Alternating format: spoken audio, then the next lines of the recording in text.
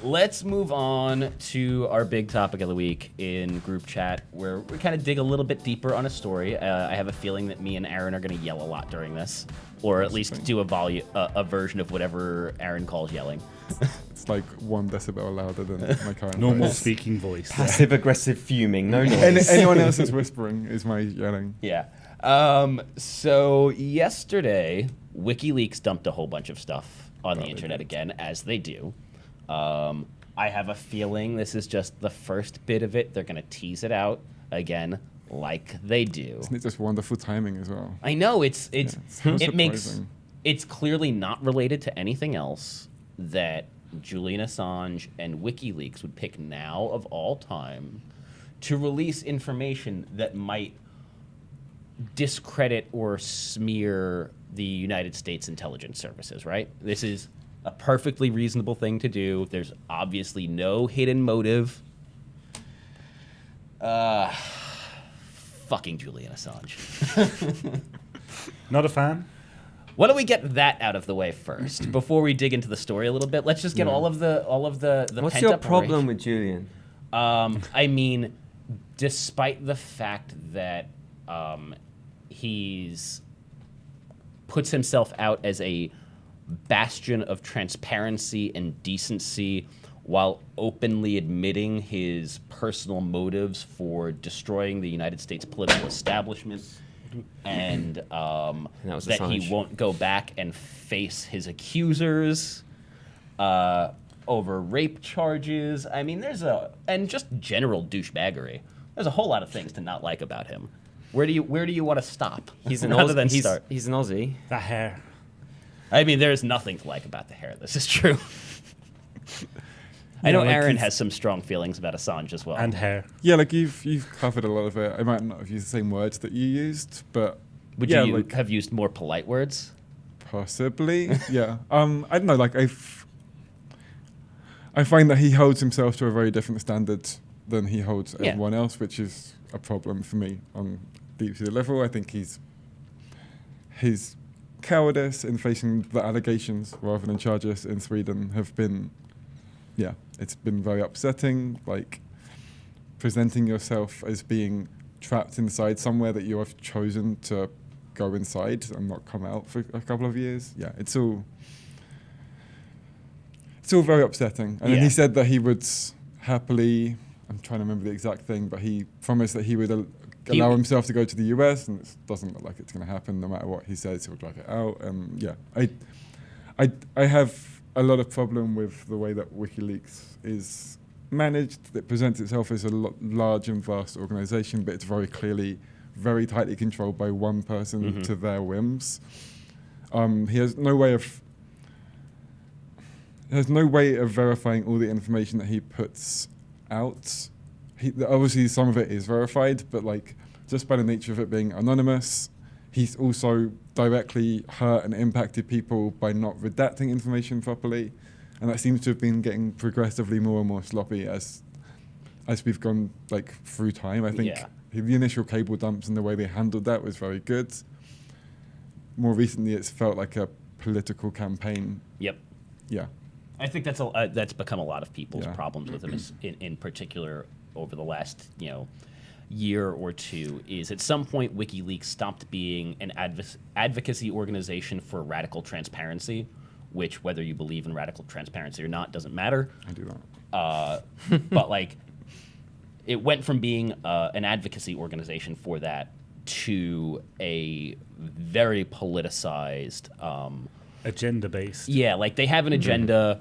They've to use a phrase that gets tossed around, like they've weaponized information basically, and have used that to further Julian Assange's personal agenda. To play devil's advocate to both of us, To No, it's good. yourself. to myself, I can understand why Assange has become radicalized. There has definitely been persecution of him. Let's leave the Sweden stuff to one side. There's obviously huge problems in Australia, in the UK, in the US. He is at very real risk of extradition on various things, and he's very embattled and Which makes one And paranoid. I think truly believes that he's doing a very positive thing and no one is letting him do this thing. Yeah. And the issue I have is that he didn't set up his organization to check his shit. Yeah. Like, no one is able to call him on it because he has all the power there. And it's like when you have, like, Kanye West with all his hype men that Yeah. aren't telling him not to do this thing. Like, Assange just has hype men around him and no one checking him on his crap. Yeah. And that's a massive problem.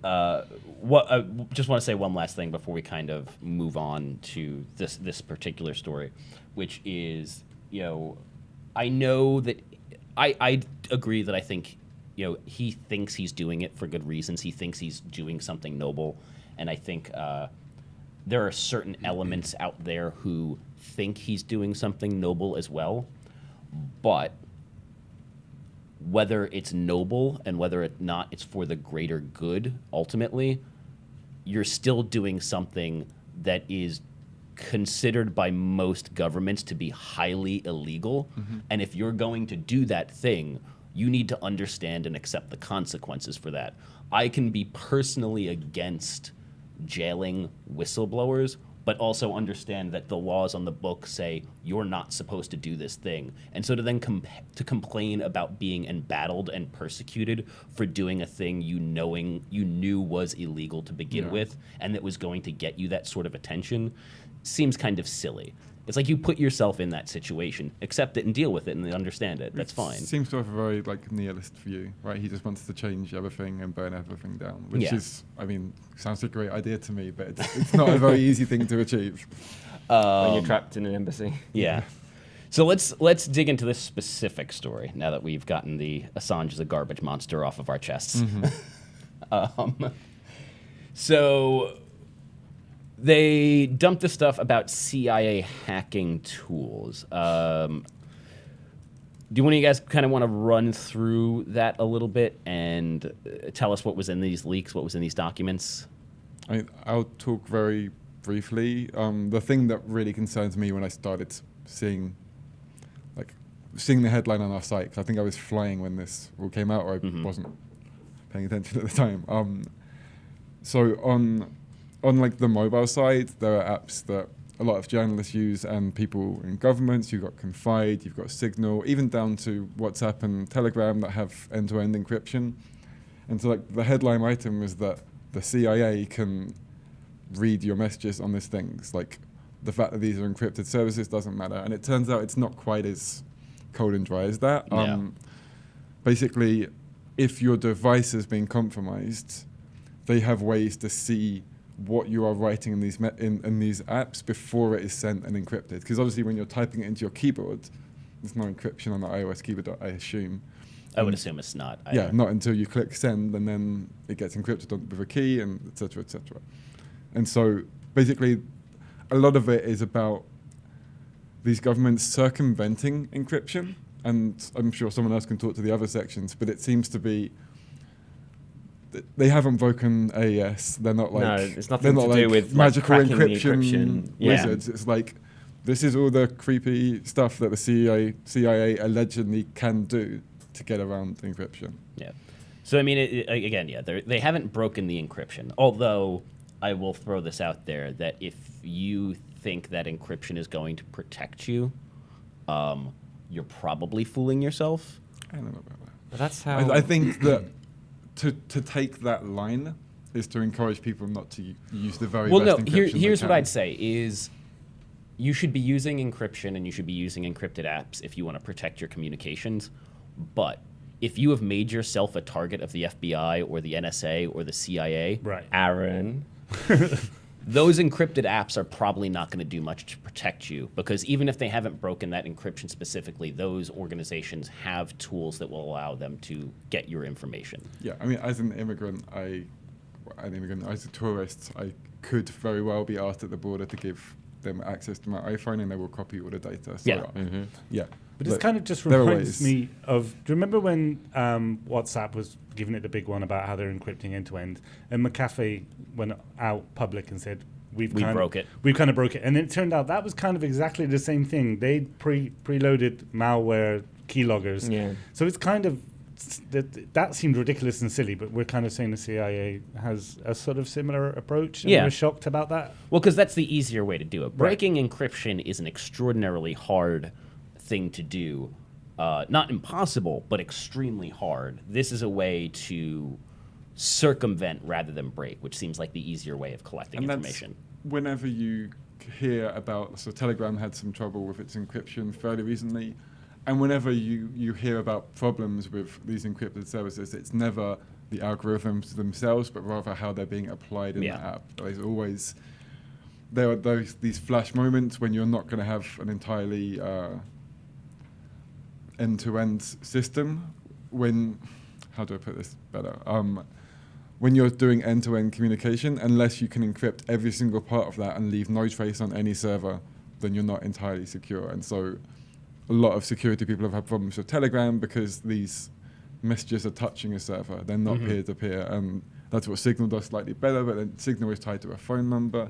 There are loads of like attack vectors, as Yeah. it were, and like privacy issues with each of these apps.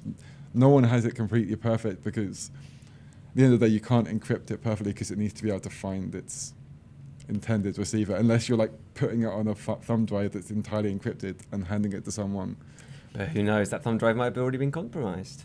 There's all sorts of things. It's got to be, you got to know for a fact. You got to open it up, examine it, like if you want to be truly paranoid about I mean, it. some of the more malicious attacks involve like third world countries and more, different places that aren't really Western Europe or US, but they'd embed, sinister programs and stuff inside cheap thumb drives that they sell at stores around embassies. Yeah, I remember reading. Yeah, and then so they'll buy these thumb drives and they're already compromised, irrespective of what you've already putting on that. They'll start broadcasting that data as soon as they're plugged into anything. Wasn't there in this particular like dump something about turning TVs into giant microphones? Yeah, it was a Samsung TV, Yeah. and the idea that you just tweak it a little bit and the whole thing is just one giant mic that's Which broadcasting is everything. Crazy. Yep. Um, But like of course it's worrying, but like this is just something that as like citizens that use technology, we all have to be aware of. Yeah. That everything is a potential microphone, everything is a potential camera because I mean, to roll it everything we back, have, what WikiLeaks has is they're reporting on all these techniques that the CIA has. No, not just secure phones, again, on hardware that's already been compromised, but routers, smart TVs, antivirus software, things that you'd hope would be protected against such nefarious aims of the CIA. And Is anyone that surprised that they have this stuff? no, Right, I'm not. that's- Are you? That's, I'm not either. So that's like one of the things that I thought was, I'm not saying that this was good. Like, I'm not saying like I read this information and went great for the CIA hacking things, but I read it and went, yeah, that makes sense. Right. Like, you're a spy organization. I expect you to be hoarding tools to spy on people. Can I be dumb and British for a second? Sure. CIA is the one that's not allowed to operate inside the US? Yes. Gotcha. Thank you. So the CIA. So it's us who should be worried. yeah. Not you. Matt and I, I whereas know, they I was going can't, to say. Yeah. they can't legally use it against you. The NSA can use stuff against you, so the CIA can use stuff against... I actually think neither the NSA nor the CIA are technically supposed to be spying on Is it the American the citizens. FBI? The FBI, yes, they're a Cool. domestic. They're the Right. domestic law Cool. enforcement organization. Gotcha. Who's The spying on me right now? probably both the Always. NSA and the CIA, I think that might be a camera. which is how they spy on me. I think.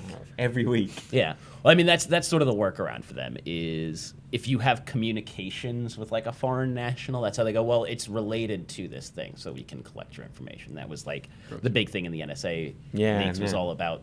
They were spying on American citizens who communicated with. So the NSA, the internet has been amazing for the intelligence agencies. Like if you- Because everyone is communicating with international people all the time. If you send an email and it bounces to a server in a foreign country, that was enough for them to kind of That like was how SIGINT worked, right? Like Yeah. the whole thing, yeah. that's the whole thing. But yeah, I did kind of feel like I was like, okay, this is bad, like in a way, but also not surprising. I didn't quite understand the immediate uproar that happened when the documents leaked. I mean, I don't know if you guys were like, this is horrendous and raising your fist in the air. I think both of us were flying Like, on the 24 I hours. was very worried, like I said, when I first read about encryption not working, which was like the way that people were sharing it on Twitter on my timeline, and it was just like, Yeah. oh wait, no, Well, I mean- this isn't accurate in any shape or form, so I'm good. That's partially because that's the way WikiLeaks phrased it, was to suggest that the CIA had compromised Exactly Signal, what you said WhatsApp about specifically. McAfee. It's like, no, you compromise, like you basically have a keylogger. Yeah, you compromised iOS. Yeah. Like you didn't compromise Signal. It's didn't like break. you have a guy like James just peering over your shoulder when you put in your Yeah, which he passcode on does. your iPhone. He's not sorry. denying it. No, He's I was not just denying it. got a bit awkward. Pressure. I guess, are there ways that people can kind of protect themselves though? Like, what's the best way to kind of like secure yourself at this So, point? You know, I mentioned, this is slightly tangential, sorry. When I mentioned about me giving my phone to them and them copying it, what a perfect time to install a backdoor. Sorry, can I just say that? Yeah, no, Like- I mean that's And like, I know a lot of international journalists and game developers, and this is happening to people fairly regularly. Mhm. Like, if there are these flaws that people aren't aware, then can you trust your phone? Like, I would probably wipe my phone as soon as I got that back, which is such a hassle. But like, seriously, like if you could wipe it before and then you don't. You know, I was gonna say, would you So- be as paranoid as to either get a phone specific for travel or to wipe your phone before you left the So country? I wrestled with this, and then I decided, for me personally, that it would look far worse for me to have a clearly fresh phone than it would to have like random text messages and embarrassing selfies that the border patrol are going to have to look at. Like, I decided that a lack of personal information on my phone is going to look like a way redder flag than You've got a pretty good alibi though. You're a tech writer, so you know. yeah. You're I just got reviewing- this new iPhone. Yeah. I'm Right, reviewing and the iPhone 4. I got one. I need one that I need one that Reviewing the works. I need iPhone. one that works in the US. There's lots of. And it's true that the authorities have a great opinion of journalists right now. So Yeah. We're also kind of giving away our strategy. Well, I mean, No, I've read this. I like- I'm only communicating by pen and paper from now on. I don't know about you guys. Just, Which Sure. definitely cannot be read by anyone. my text messages are going to be written You- on little slivers of paper and You're I going to hand use them to like you in the invisible hallway. ink. Fun that we hour and get. factoid, I can't really write. I can only type.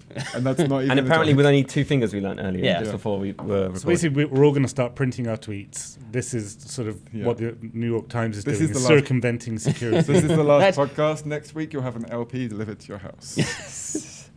I only Oh my use God. those invisible ink pens. That would be the best if we could deliver the podcast and LP to people's doors. I'm just going to throw it out If there. the I New think York you Times hit is on a doing success tweets. story. Oh, so New York. So New York.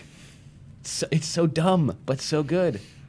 Um, Sorry, what was the question? I I don't- went into How a can you tangent. protect yourself? How can you protect defend yourself? yourself? I mean, that's Continue, like, stay abreast of developments by checking out Engadget.com. plug.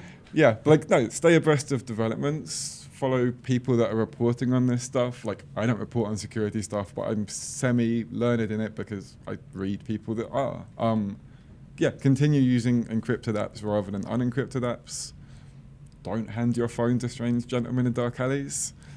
Yeah, like, just generally, like, follow best security practice, which I think we lay out quite well when we write about security. We have Violet, who's very, very good and does a weekly column for us that can tell you how to stay secure. I don't think you have to suddenly change the way you do things. Rather than things changing, rather than us having to change our behavior to use technology safely, it feels like all of the tech companies are changing their behavior so that technology is just safer. HTTPS is now the majority of the internet. Every single chat app has encryption of some sort. So And yeah. Apple's pushback on the whole backdoor. Exactly, yeah. Like it feels like everything is going to be safer because of these flaws coming out so regularly. Do you find it that often, for me, the situation is I'm not really that worried about making my stuff secure because I don't really have anything of I haven't got interest. that many secrets to hide. But it's the principle of it. I'm like, well, I don't want you looking at my shit, right? Or I want to keep it safe out of principle rather than Yeah. I'm actually worried about my own personal information. That's kind of where I'm at. I'm the kind of person who doesn't like set his Instagram or Twitter to private. I don't give a shit who follows me. I'm a relatively open book about most things. But at the same time, I'm also like, this is still my stuff. Don't go through my stuff. But yeah, I guess keep your shit updated is really what it boils down to. Yeah. If you want to get real paranoid about it, you can get Signal and these apps. You can make You sure. can just buy phones are cheap now. Even Get a- smartphones are cheap. Yeah, You get a buy- VPN. Yeah, I mean, anytime me and Matt want to talk crap about you, we go in Telegram, we set up a private chat that Yeah. auto-destructs. It's great. Yeah, that's how it should go. Yeah. Any other last thoughts? Do you want to yell about Julian Assange some more before we kind of wrap this up? No, I think you stole all of our thunder. You covered every single You bad dropped vector the there. F-bomb within the first 3 sentences. Yeah. Well, because fuck that guy. Oh, there we go. Wrapping it up with another. It's my Ta-da. favorite way to end the show is with an F-bomb. Nice. Actually, we do have one last thing before we kind of go. I like to end on a little bit of an up note after yelling a whole bunch, because usually the group chat segment is a bit of a downer. You yelling? You should Who try to would've fix thought that. Yeah, I mean, it's kind of where we tackle serious subjects, and it's a weird, messed up world we live in You're right a now. very passionate man. Yeah. So we've been we've been closing things out with what we're calling the wind down. We're still looking for a name. I don't know how I feel about that, like as a permanent thing. So if you have suggestions out there for a name for this segment, please send them to us. This is kind of just want to see what you guys are listening to, watching, reading, whatever it is. Just like give a recommendation to people to go check out something that's either important or makes you feel good about stuff. Can I do 2 things? I mean, you can. You can't Here's do the thing. I'm going to talk about. It. You It won't guys, be, it won't be. you It's guys not- can wait, Does it recommend. have to be about technology, or can it just be like music that I like? No, literally. Last week I recommended. What did I recommend last week? I think last week I recommended like a weird krautrock album. Cool. So my favorite thing I'm doing right now is I'm kind of obsessed with one EP. So I'm from Croydon, which is like a really crappy place just inside of London, and the music scenes there's really kicking off. Stormzy, who people may or may not have heard of, is from Croydon, but probably my favorite artist at the moment is Raye, who's that's Raye, and she's kind of like in between genres, kind of R&B with some grime in there. And she's just very, very good. Yeah. Oh, also this camera, which won't be great for video, but I have in my hand a Fujifilm GFX, which is like a 50 megapixel It's ridiculous. medium format camera, and I'm going to go and play it. And what does medium format mean? Medium format, I can show you on the video really easily. Ooh. It means Ooh. that It's just a the giant sensor sensor, is right? just enormous. It's way bigger than Huge. 35 mil. So we've been working at the New York office this week, and Mhm. Aaron's just been stalking us all with this camera with a ridiculous sensor, staring at our pores and wrinkles and misery. I've been annoying Mona the most. Yeah, that's Just not important. going Because she video. hates having her picture She taken. hates Yeah. having a picture taken. Those are the best ones. Yeah. So do you want to recommend a specific album from Raye? Don't ask me that. Okay, we can- Let's go around, and then I will remember. You'll have I'll a remember good what it's album by called. then. James, what have you been doing? So I was really panicked. You probably just maybe saw I was panicked going through my Netflix recently viewed, and I was like, can't talk about that, can't talk about that. That's way not cool. Right. So, but one thing I have been watching on Netflix, which is Lovesick. I don't know if any of you guys. It's actually a British thing. It used to have an awful name. It used to be called Scrotal Recall. Nice. Oh, Right. Jesus. Good Right. name. Nope. I'm going to go with that's a pun that's gone too far. Right, it is. That's too much. It was on I think Channel 4 or something like that, and then they rebranded it Lovesick, and it's on Netflix now. It's actually it's just like a sort of funny series, but it's actually quite layered. There's a bit of pathos, and they've do interesting things with timelines and stuff. So the format is so that they've set it up. They can pretty much go as far back in time as they want in this guy's story and stuff like that. So it's kind of interesting, a bit of a rare find. I wish And they did that's call it. Netflix that you can watch in the US. In the US, I'm pretty sure it would be in the UK as Yeah. well, for sure. Matt, what have you been doing? So just before I flew to New York, I took delivery of my Switch, and I own a grand total of 2 games. That's more than most people, I think. It's half of what I've got. For Right. Humble So brag. fancy. So I've been obviously playing Zelda to death because it's incredible. I've never finished a Zelda game. Really? I've never ever finished. Like I got Ocarina of Time. I got as far as the Water Temple, which is a very it's a milestone of a sticking point in that game. But it's incredibly well made. It's beautiful. Nintendo don't really do open world games, and here they do their first Zelda for the Switch, and it's so beautiful, well thought out. There's so much character, there's so much work that's gone into it. All these little side quests and gathering things. There's just so much detail and like quaintness, and it's really got like this thick varnish of Ghibli to it all, like the old lady characters you meet, the kind of quaint little animal creatures, and it's all just so beautifully done. You don't care that this isn't as powerful as your PlayStation 4 or your Xbox One. It's just, it's so good. Is it enough to buy a whole console? I don't think so, but it's a really good start, and I'm totally happy. And there's lots to do in Zelda, which means I don't need another game for a month or two. The EP was called Second. Second? I looked it on my phone. Okay. So Aaron is recommending Second from Ray. Yeah. Okay. It's really good. Also, British TV shows. I discovered that. Whoa, you having a second recommendation? I am. It's a third recommendation, What? actually, because he's recommended the camera, too. No, but I discovered that it was on Hulu. So there's a BBC series called In the Flesh, which is like a really, really intelligent take on... Is it one of your arty things? No, Is it a it's thinking? like- Do I have to read? Is it about a guy who designed pencils? Is it beige? It's a young adult TV series about zombies, and it is very, very intelligent. The first season is incredible, and I found out it was on Hulu. Okay. Since I've been staying in the US, so I've been watching that, and you should too. All right. I'll have to give that a shot. If you follow me on Twitter at all, you've probably realized that I've been listening to a lot of Nine Inch Nails recently.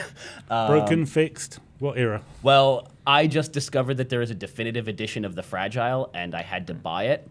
And I know it's old, but I'm going to recommend that everybody just go get it. Sorry, you buy albums? Yeah. How old are you? Grandpa Terrence. Well, here's the thing: is I don't have the physical vinyl yet, but Yet? there's like they along with the vinyl, you get like high resolution, lossless, remastered digital copy of the album too. And I've been listening to that on some like really nice headphones at home, Okay. and I forgot how beautiful that album is. Like I know you're kind of a audio nerd too, a bit. Like just the production on The Fragile is so good. It's epic in every sense of the word in a super good way. I also suggest that everybody go read the review of the album on Pitchfork, which whether or not you like Pitchfork doesn't matter. Just read the original review of The Fragile on Pitchfork, in which they trash it horrendously. They give it like the worst score. They think it's a piece of garbage, and then they reviewed it as the definitive edition and gave it a great score. And basically, the whole end of the review is them daring the previous writer to like contradict him, and basically saying that The Fragile, if you loved something as self-involved and over the top as Beyonce's Lemonade, then all of your criticism of The Fragile is completely unfounded. It's just There's super beef good. at Pitchfork about this album, is what you're saying? Yeah, Okay. and it's just great to watch it sometimes. Right. I think that's about it. Where can the fine people find you on the internet, Aaron? I'm in Gadget. I mean, we're on Twitter? Oh, or- yeah, I do have a Twitter. I have like really bad names on all of my social media stuff. So on Twitter, I'm Aaron is social. On Which In- I think is actually a pretty good one. On Instagram, I'm Soupstagram. Wow. On Skype, I don't care, hit me up. Aaron has a Skype. Like, yeah. I think that's a so- first, is somebody giving out their Skype on the show. Amazing. I'm down a lonely guy, okay? Call me. James, where can the fine people find you? I had to actually read it out because I always flub this when I have to say it. So on Twitter, I'm It's True, ITSTREW. On Instagram, I'm That's True because It's True wasn't available. Good story. Matt? So I'll just give my Twitter out. It's that Matt Smith, Matt with one T. What's your phone number? 07 new phone that I can't remember. I know you're watching me, CIA. 555. I am at Terrence O'Brien. Lots of E's, no A's on Twitter. Thank you for tuning in. Make sure to come back next week. Subscribe in your podcast app of choice. Review us on iTunes and all of that fun stuff. That's how it helps other people find the show. And of course, we always want more people to watch or listen. And please send us your feedback, your comments, your questions, your criticisms. If you just want to tell me how ugly I am, feel free to hit me up on Twitter. It's fine. Will do. You can also find us. It's at Engadget Podcast on Twitter, or you can email us podcast@Engadget. So yeah, that's pretty much the show. Thanks for joining me, guys, and thanks for watching. So is this when listening. I play Thank you the for having hard us. style outro? Yeah, Is you this- can play the hard style outro now. I don't know if I didn't even have it queued up. so- Well, that's your own damn Ah. fault. Nasses. Damn it. Oh wow.